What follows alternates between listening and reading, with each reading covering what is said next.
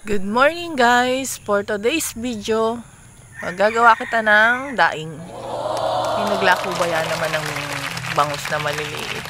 Ay ako inapabili. Ay sabi ko hindi ako marunong magkumpuni niyan. Ay sabi niya, ay siya na daw ang magagayat. Ay di yan na.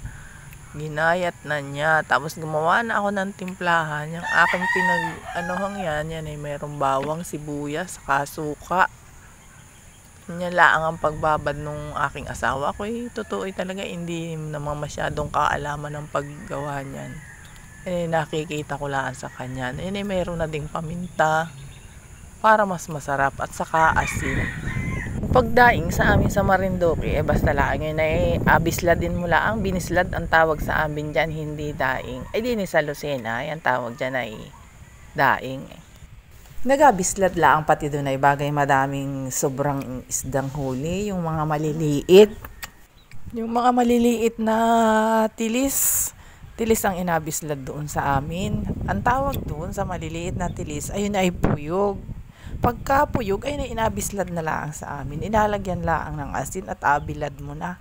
Tuhugin mo yung sa kawayan, yung patpat, tuhugin mo doon at yung abilad, sampay mo sa sampayan, hindi pala sampay, sabit doon.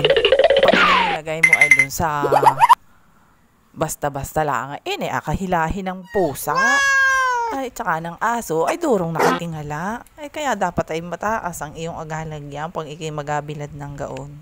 Ay pagka gana rin naman ay di arya iwanan mo na, set aside mo laang muna dyan. Kung gusto mo, kung kailan mo gustong magluto, ay di ikaw ay magluto na o hanguin mo.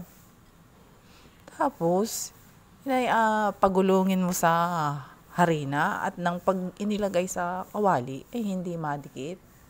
Tingni paring aking ginawa ay Siguro ang aking ginawang ari ay mga higit 1 kilo.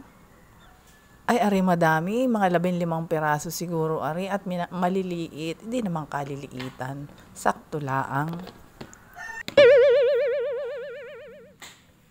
Aking ginawang yan ay siguro yung mga ilang araw din namin nga ulam-ulam. Pag medyo kinauumay na yung ahanguin na dun sa yung sukang pinagbabaran at tapos alagay mo na sa ref, alagay mo sa freezer, kaya para hindi masira, para hindi mag-amoy bagoong, hindi baga. At eto na, ready to serve. Thank you for watching.